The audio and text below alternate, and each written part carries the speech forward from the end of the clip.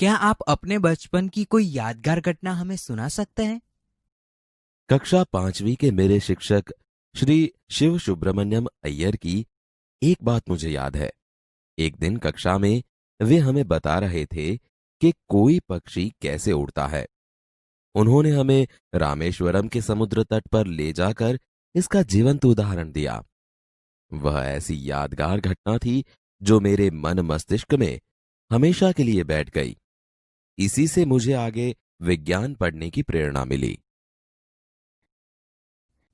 बचपन में हमें किस भाषा को प्रमुखता देनी चाहिए? मैंने स्वयं माध्यमिक शिक्षा तक की पढ़ाई अपनी मातृभाषा के माध्यम से पूरी की है। कॉलेज और उससे आगे की शिक्षा अंग्रेजी माध्यम की संस्थाओं में हुई। मेरा मानना है कि हम कॉलेज में भी माध्यम के रूप में मातृभाषा का चुनाव कर सकते हैं, क्योंकि युवा अपनी मातृभाषा में ही सोचता है, उसी में अपनी बात सहजता से कहने में सक्षम होता है। पर इसमें भी कोई दो राय नहीं कि वैश्विक स्तर पर संपर्क के लिए हमें अंग्रेजी जैसी एक संपर्क भाषा की नितांत आवश्यकता है। यदि हम आपकी तरह बनना चाहे तो हमें क्या करना चाहिए? जब आप युवा अवस्था में कदम रखें, तभी आपको जीवन में लक्ष्य निर्धारित कर लेना होगा।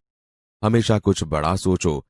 जैसे ही यह अनुभूति हो कि आप आखिर बनना क्या चाहते हैं, तभी से उस दिशा में प्रयास और श्रम प्रारंभ कर दो। कहने का अर्थ है कि जी तोड़ मेहनत करो। ज्यों-ज्यों आप आगे की ओर बढ़ोगे, आपका सामना बाधाओं तथा कठिनाइयों से होगा। आपको अपने अंदर दृढ़ साहस पैदा करना होगा। समस्याओं को पराजित करने में महारत हासिल करनी होगी। तभी जीवन में सफल हो पाओगे। पहले ये जरूरी है कि आप निरंतर ज्ञान अर्जित करो। वह कौन सी बड़ी चुनौती है जिसका सामना हमें आज करना पड़ रहा है? भारत को सन 2020 तक एक विकसित राष्ट्र के रूप में परिवर्तित करना और देश के 1 अरब से अधिक नागरिकों के चेहरों पर मुस्कान देखना, यही राष्ट्र के समक्ष सबसे बड़ी चुनौती है।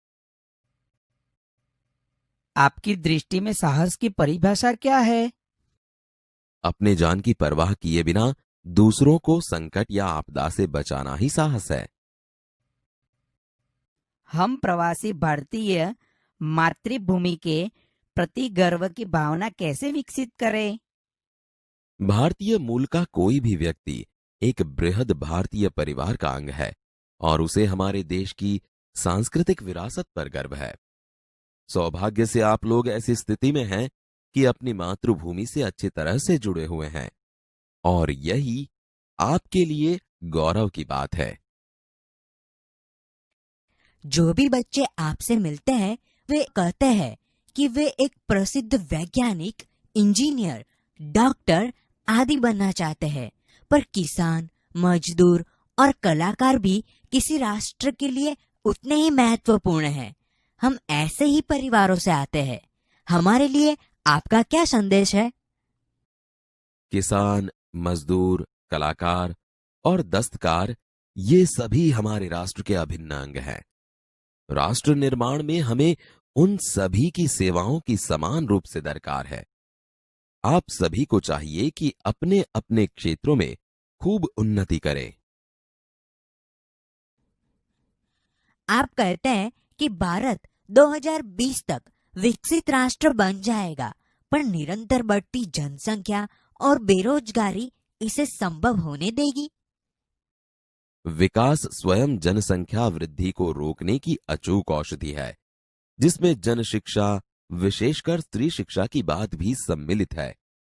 इससे छोटा परिवार सुखी परिवार की मान्यता को बल मिलता है।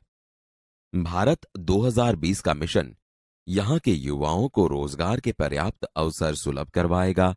ग्रामीण क्षेत्रों में बड़ी संख्या में उद्योग धंधे स्थापित किए जाएंगे, जिससे उन क्षेत्रों में रोजगार के प्रचुर अवसर पैदा होंगे। आपको ऐसा क्यों लगता है कि 2020 तक भारत विकसित राष्ट्र बन जाएगा? भारत की जनसंख्या 1 अरब से अधिक है। इसमें 54 करोड़ लोग 25 वर्ष से कम आयु के हैं। ये हमारी राष्ट्र शक्ति है। भारत को 2020 तक विकसित राष्ट्र में परिवर्तित करने के लिए हमारे पास प्रचुर प्राकृतिक संसाधनों के साथ ही सुनियोजित खाका भी उपलब्ध है। 54 करोड़ युवाओं के विचारों की एकता निश्चय ही इसे विकसित राष्ट्र में परिवर्तित करने में सफल होगी। कई छात्रों के बड़े बड़े लक्ष्य होते हैं, पर आर्थिक तथा अन्य समस्याओं के कारण वे इन्हें प्राप्त नहीं कर पाते। वे अपना लक्ष्य आखिर कैसे प्राप्त करें? स्कूल में पढ़ाई में अच्छा प्रदर्शन करने पर छात्रवृत्ति प्राप्त होगी। साथ ही उच्च शिक्षा के लिए बैंकों से ऋण लेने हेतु पात्रता भी बनेगी। जीवन में ऊंचा लक्ष्य निर्धारित करने पर बाधाएं तो आती ही है। हमें कठोर परिश्रम और उत्कृष्ट कार्यों से इन्हें पराजित करना होगा। विघ्न बाधाओं से व्यक्ति को पराजित नहीं होना चाहिए। भारत को विकसित राष्ट्र बनाने में राजनीतिज्ञ की क्या भूमिका होनी चाहिए? जिम्मेदार राजनीतिज्ञ दूरदर्शितापूर्ण नीतियां बनाता है।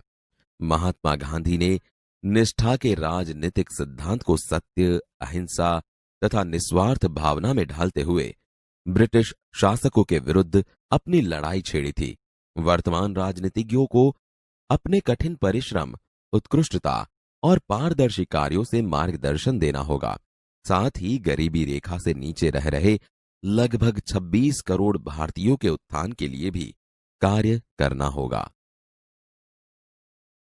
रक्षा की दृष्टि से विजन 2020 का लक्ष्य पाने में महिलाओं की क्या भूमिका हो सकती है? विजन 2020 में रक्षा अनुप्रयोग के क्षेत्र की महत्वपूर्ण प्रौद्योगिकियों के विकास पर विचार किया गया है। राष्ट्रीय सुरक्षा की बात भी विजन 2020 का एक अभिन्न अंग है। सशस्त्र सेनाओं में नियुक्ति के लिए पुरुष और महिला के आधार पर कोई भेदभाव नहीं किया जाता। तीनों सेनाओं में पर्याप्त महिला अधिकारी नियुक्त हैं।